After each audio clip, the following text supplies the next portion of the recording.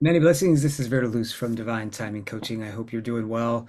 As August unfolds, this is going to be the astrology forecast with its highlights for the month of August. This is potentially one of the craziest months of the year for many of us. A lot of changes, shape shifting going on, a lot of mutable energy, a lot of pivots in the sky. And we all know that there's been a lot of pivots in the American landscape in terms of politics. We're going to talk a little bit about that. There'll be some other videos about that soon. But I hope this is inspiring to you and that it empowers you to make some conscious changes in the month ahead. Divine Timing Coaching is my practice. I use astrology and human design to help build out business models and create high ticket packages for my clients, and that they can serve others with using their charts in the most positive, powerful, and informative ways with their clients. So we have a webinar coming up this next week about this topic, and I invite you to join, as well as locational astrology training coming up really soon. So you'll see some information in the chat about all of that.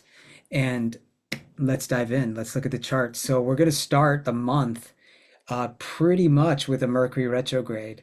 So I'm going to share the screen with you here and let's dive in. And I got some notes here on the side because there's just so much happening this month that we need to pay attention to. It's a month that starts with, here's August 1st, and we move into the weekend. And what's happening is the big Venus-Uranus square that starts us off. And now this is really important because this marks, Venus has been in Leo all month, but she's going to make a big shift this month into Virgo. And that's going to happen right as Mercury is going retrograde. So let's look at August 1st. And we're seeing that over August 1st, let's move this forward here. We got the days. We're going to see that here's Venus, and Uranus is going to be a big player this month because Uranus will go retrograde. And Mercury will also be squaring Uranus during his retrograde. Venus squares Uranus at the beginning.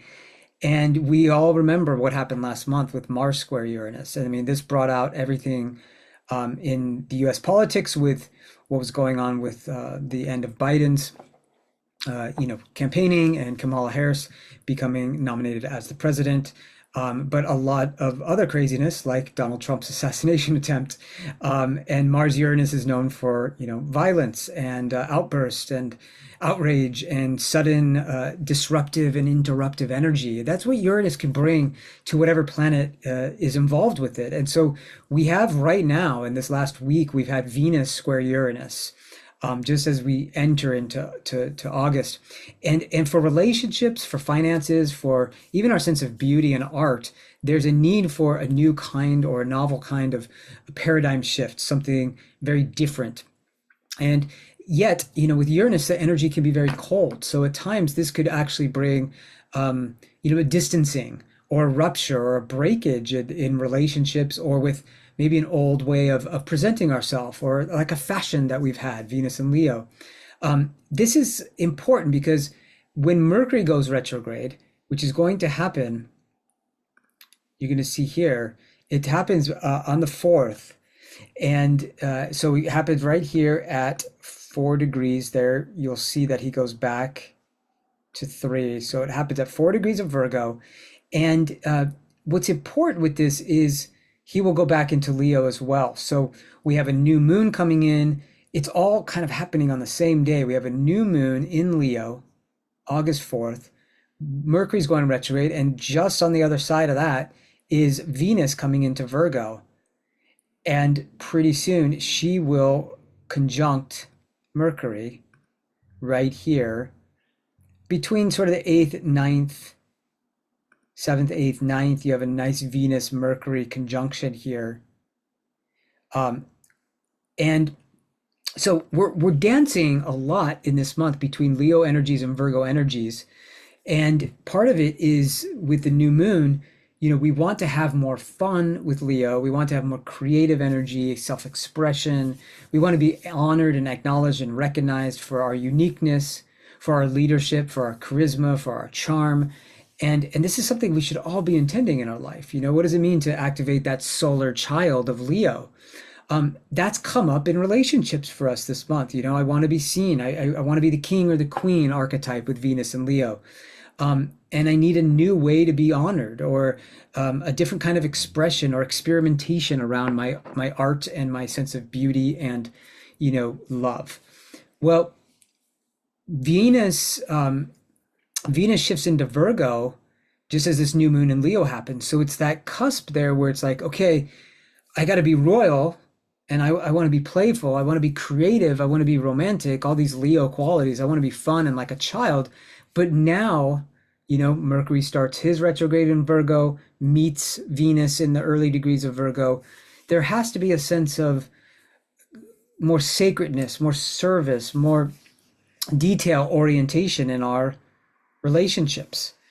And Venus is not super happy in Virgo. She's more kind of trying to refine and critique things. And, I think of Venus in Virgo a lot of times. She's the herbalist, she's the high priestess. And there's a certain formula, there's certain ingredients or recipes that have to be met in a certain proportion for a tincture to be made, right? And there's a tincture around our relationships right now, our sense of beauty and our values. And sometimes with Virgo, there's a lot of, no, it's not that. No, it's not quite that. And and the month begins with Mercury as well, with like needing to refine. Now, Mercury loves to be in Virgo, and this is where I think that one of the beautiful things the first month of August, or sorry, the first week into sort of 6th, 7th, 8th time is the Mercury Venus conjunction. It's one of the nicest energies of the month, and it can bring more wealth into our life, Mercury to Venus, or new ways, different ways, more efficient ways of being productive with our energy, Virgo, being attending to the details, and actually, being sort of creative in the ways that we apply our energy in a more intelligent way. Virgo's very good at that. Now, this could also be, a lot of healing energy that can come from this, crafting energy, crafting a message in a more beautiful way, Venus hitting Mercury. And this is why I'm doing this workshop about creating high ticket or premium offers during this week, because that Mercury Venus energy can help us use our, left brain, Mercury and Virgo, in a very, analytical way, but in a way that can really serve others. That's the essence of Virgo, right? And so I really like this, this combination here. And while all this is happening, as Mercury starts retrograde, which is going to be until August 26th, so we have pretty much the whole month of Mercury retrograde. We also see that Mars is getting very close and will eventually hit Jupiter this month, Mars in Gemini.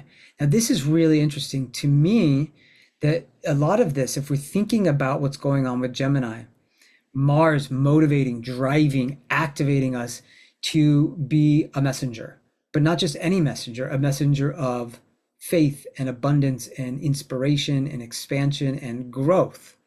Mars is sort of forcing that issue in us. He wants us to grow this month, and there's a mental growth process happening. So we have to learn. We have to learn how to communicate. We have to learn how to message. We have to learn the medicine and the art of being a messenger, all of us. What message do we want to share with the world? Now, with Mars and Gemini, all kinds of messages are flying all over the place right now. This could get a lot of us, glued to our phones, glued to the news. Gemini's a sign of, news. And of course, there's so much going on everywhere in the world. I mean, there's been more attacks in the Middle East. There's a lot happening. I mean, the weather situation is really extreme in a lot of places like Spain, other parts of the world. Protests are happening in Spain for tourism. There's a lot of energy going on. And of course, the US political scene, there's always like some craziness every day that seems to come out. This is part of this, right? Mars Gemini energy, where it's just constant bickering and potential fighting. Gemini is a sign of debate. And yet on the personal level, for a lot of us, instead of putting our energy towards gossip or debate or maybe getting too washed out in the news, we might think that, oh, Mars is driving us to learn or to train or communicate, or diversify our energies and learn how to hybridize our work. And that's why my program is called Hybrid High Ticket, is how do we take our energies, our knowledge, our wisdom, uh, our services, and learn how to offer hybrid programs, right? And part of the beauty of this is that Mars is in Mercury's sign, and so is Jupiter. And so the growth edge, Jupiter and Gemini, to learn, to train, to communicate, to travel a bit. I think this is going to be a very busy travel month for people, yet Mercury is retrograde, so we got to be cautious with that. But Mars being in Gemini sign, Jupiter being the Gemini sign, or sorry, in the sign of Gemini, but Mercury being the ruler, is telling us we got to pay a lot of attention to Mercury this month. And that's why this retrograde is very significant. The storytelling that Mercury is trying to do by starting with Venus, going back into Leo, it's really about us acknowledging our creative gifts, our gifts of leadership, Leo, giving them in service to others, in Virgo, right? And being more intelligent about the ways that we do that. We may have to go back. We always go back during Mercury retrogrades. We have to revisit, any words like retrograde, revisit, rethink, reconsider. The word consider actually means to be with the stars. So it's a good month to study your charts, astrology, human design, numerology, all of these tools, because it's a month where, whenever we're in Leo time, there's always a desire to be seen and recognized more. And the best way to do that is to really know oneself and know one's patterns. And there's a lot of potential for doing that in a constructive way this month. And what that's one of the great things with the new moon, because the new moon on the 4th, 12 degrees of Leo, it's got this great trine to the North Node in Aries, fire trine here. And the North Node in Aries has been all the last year, and remember the eclipses, it's been promoting in us the desire body, period, the desire body, the desire, the will to grow ourselves. It's a very entrepreneurial placement, North Node in Aries. It's pioneering, it's taking risks, it's finding ourselves, it's being, things like remote work, right? I want to work from wherever I want, right? Aries is a sign of adventure. I've always wanted to do that. I'm going to do it now. I'm not going to wait, right? Seize the day is a very Aries thing. Well, if you put that Leo energy of the new moon behind it, it's very, it's very activating, very igniting, right? And the whole energy of ignition is really strong this whole month because we get that Mars coming to Jupiter. So let's move this forward, right? So again, a lot of positive energy with the new moon. There's not a huge amount of challenges. I think there's a sense of, the sextile from the South Node. We have to continue to find collaborations and partnerships, people that we can support and they can support us, in stepping into our light, our radiance, our luminance, with the Leo energy, right? How can I feel most creative? How can I be the best version of myself is a very Leo quality, but then in service is a very Virgo quality, right? And so let's move this forward. And as we look ahead, again, now we're in the 9th. Venus is in Virgo here.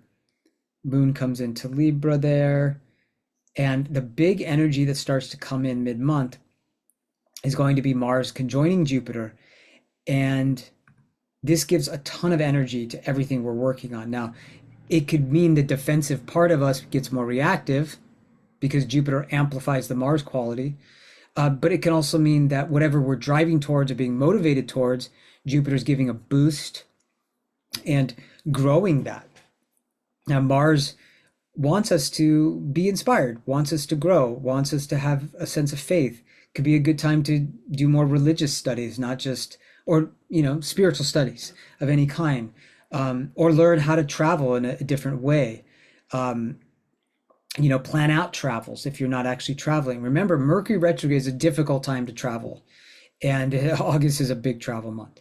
So giving yourself extra time, double checking, triple checking documents, plane delays. I think there'll be a lot of that going on, a lot of plane delays or train delays, whatever it may be. Um, so be sensitive to that, and Venus and Virgo can be quite bitchy about some things. So beware of that. Note that what starts to happen here. Look at the position of Saturn, and we're coming into the big cycle of the month, mid-month, which is Mars and Jupiter squaring Saturn, and Venus coming to oppose Saturn and then square Mars and Jupiter. There's so much here. And this is going to be the most tense part of the month is coming mid-month, pretty much starting around the 14th until the 21st. You'll see here, this is the exact Mars-Saturn square. And then you see Venus right in the mix, Venus opposite Saturn, Venus squared Jupiter, Mars. So there's so much, Venus Saturn always brings up issues around commitment in relationships, sometimes a sense of less money, probably on the economic. I mean, there's this whole thing about the Fed, cutting the rates, how that's going to affect in the U.S. Buying power for people, the stock market. Different stocks are going to be, more prominent. The tech stocks are going down right now. They grew so much in the first part of the year. There's a sort of a shift in that in terms of Wall Street and the markets, but this doesn't seem like a growth edge that is natural. If there is, it's kind of being forced by this Mars Jupiter energy. And so we have to watch, like, how do I grow in a very sustainable way?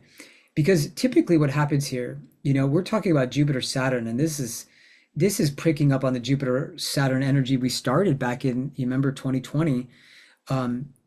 We had that conjunction in the first degree of Aquarius. Well, this is the square now. And there's always a sense with Jupiter Saturn of the conflict between growth and restriction, between, being optimistic and pessimistic, and between, sort of the wisdom and the faith and then there's just like reality check, right? But there is a real manifestation energy with Jupiter Saturn, and there's a good boost from Mars here to actually make things happen that we want. But there's going to be tension in this process with Venus here, Venus in a sign that is really critical, and it might really not enjoy like how resources are being used. This is exactly when the DNC, the Democratic National Convention, is happening, and this is going to bring up a lot of energy. Now watch what happens here, because we're moving towards the full moon, and this full moon is going to be right here on the 19th. Okay, and this is exactly where this big mutable, double mutable T square is happening. Mars is squaring Venus. Very, there's a lot of sort of, it can be very romantic and high chemistry going on with that, but it's typically like, very fiery or combative type of energy between the god and goddess, between the masculine and the feminine. And this is literally playing out on the world stage through the US political situation, because we have, biggest issues coming up around just a female candidate, and someone who it seems is getting more of the edge right now. And there's been such this rapid rise, which I could talk about in another video. And there's a lot of reasons for this, but it seems like it will continue. But there's some real tense energy going on here, and potentially quite explosive energy with this moon, because this moon is,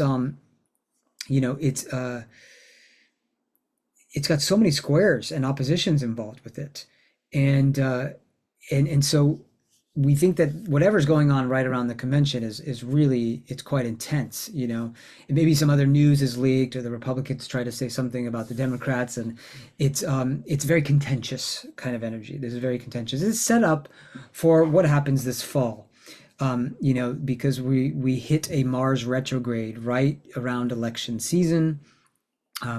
We're going to have Mars opposite Pluto for a lot of Mars retrograde's journey. And a lot of astrologers believe that this might bring a lot of contention to the results of the elections.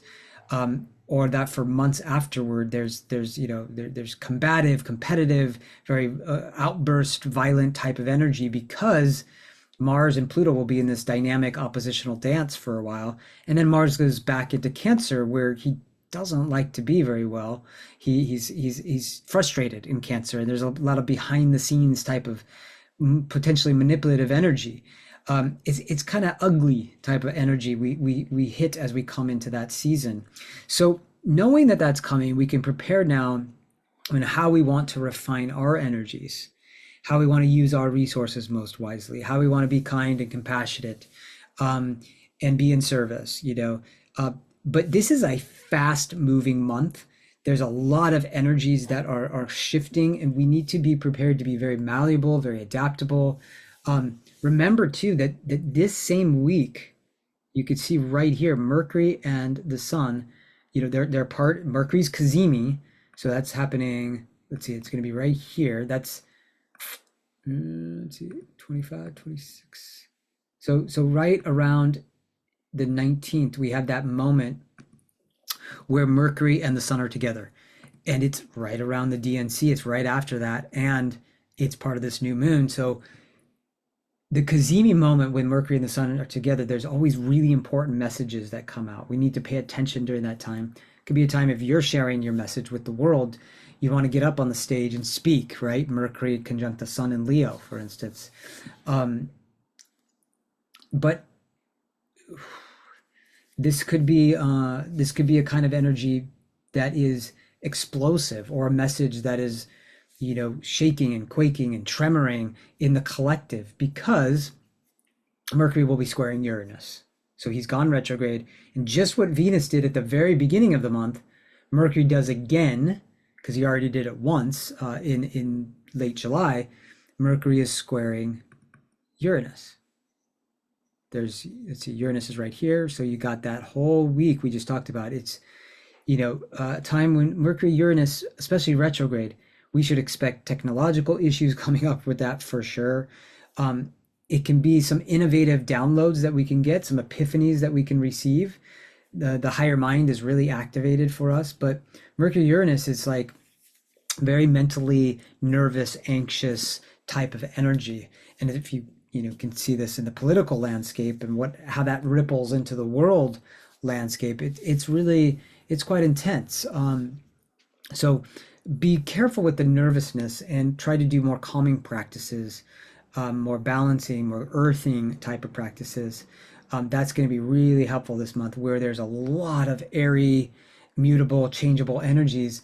Doing your daily practice, this is where Venus and Virgo can help. Eating really well, having a healthy diet, that can be really important.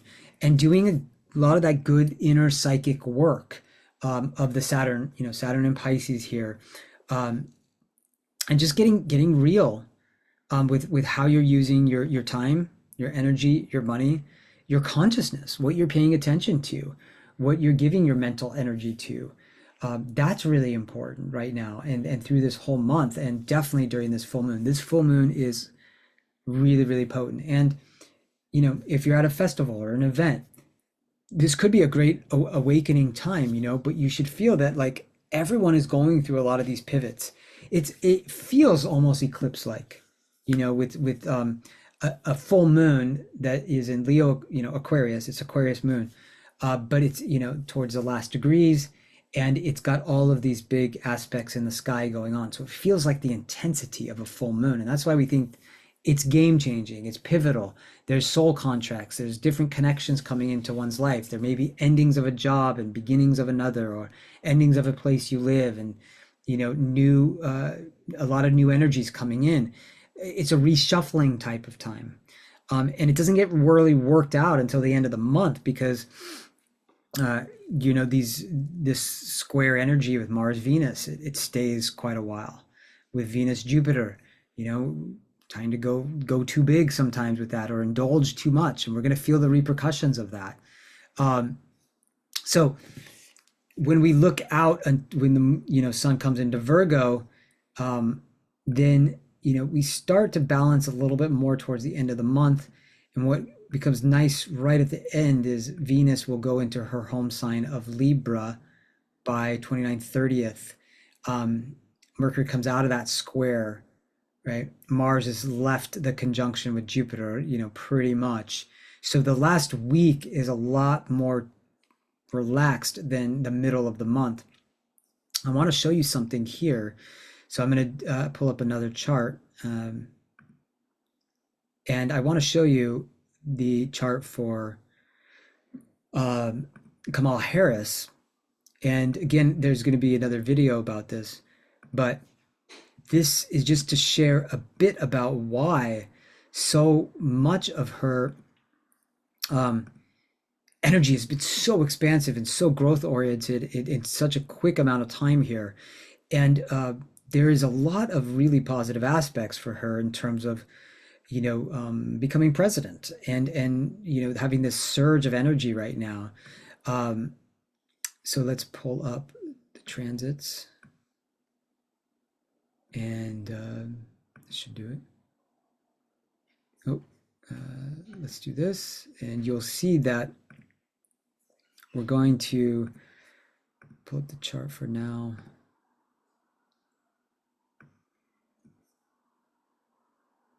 Okay, here we go.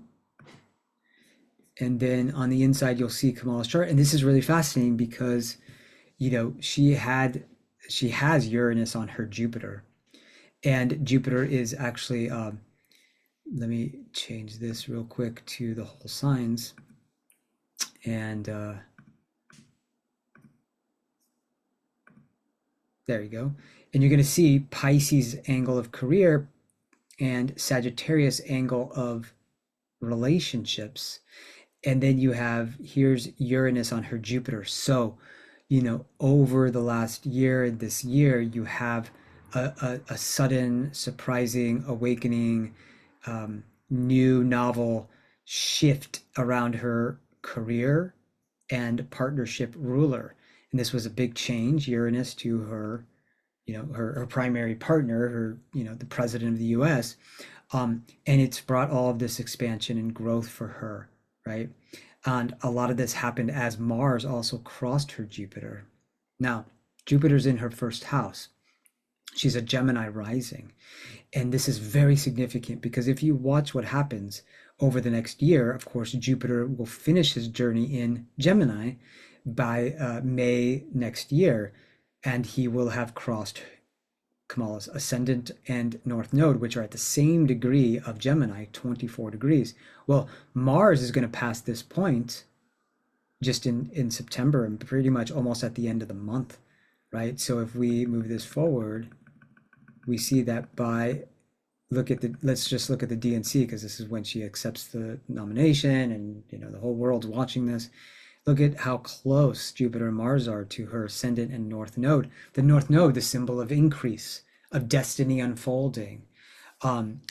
This is very, very significant. And what else is very important is that, Saturn is in her area of career. Now, that's a time when your reputation is really out there in the world, but it becomes essentially your career becomes what you're most needing to be responsible for, most professional for, is around your work. This is every 30 years that Saturn is in the area of career, and it's during her Saturn return, which is just pretty much just happened. It was in the end of Aquarius, but Saturn crossing the angle of career, Saturn on her Chiron. Now that could bring some wounds, but it could also mean that Saturn is trying to bring a structure or container for her as a Chiron figure, which can be a mentor to the country, let's say, or to the world. Chiron is very maverick too. It's very, different, stands out. Chiron was a wise centaur, right? He was animal, human, God, all in one. And this is sort of, this archetype of Kamala Harris, who is, so there's native blood, there's African American blood, she's female, and this all kind of would be completely new and paradigm shifting for a U.S. president, right? And so this could contain that, right? And we can see already the campaigning around, almost very similar to Obama, around that kind of sense of hope and bringing people together, very kind of Piscean energies. But there's a lot of expansion here and growth here, and ways that, you know, her power comes into realization with Saturn in the 10th house. It's squaring her ascendant, descendant, and nodes. Of course, that can bring tension or it can bring a block. But I think it could also bring a manifestation here. There's going to be a lot more to say about this, but this month is so activating. You could see it's her Venus return. Venus to Uranus, Venus to Pluto, Venus to Venus. There's a lot of excitement, novelty, newness, depth. But this could be, again, power struggles that can come up, control issues, Venus to Pluto. She's got some of those. She's got that in her birth chart. But it's a desire for power for sure. But Venus return, during the DNC and after, can bode well for likability or for popularity. There's a lot to talk about here. But you could see that the eclipse that's going to come in September is going to be in her area of career. September, October, then the next series of eclipses are in Pisces, Virgo. Well, they're in her area of home and career, and it seems like this could be one of the most growth-oriented times for career for her. This is just using one system. There's other transits we'll talk about in another video, but other cycles we can use, forecasting tools. But putting that all into context, it seems like there is a lot of evidence here for why the sudden rise and why potentially presidency. But so many factors say that this might not be decided, the day of elections, that we might be going into the new year and beyond because of some of this Mars retrograde coming in. So it looks to be a very interesting, next 6 months ahead. So I hope August cycles have been inspiring, exciting, and a learning process for you today, that you'll join the free webinar about hybrid high ticket offers. And I can support you with human design, astrology, some courses and trainings, and one-on-one work. So all the best to you this month of August, this retrograde season ahead. All the best. Take care.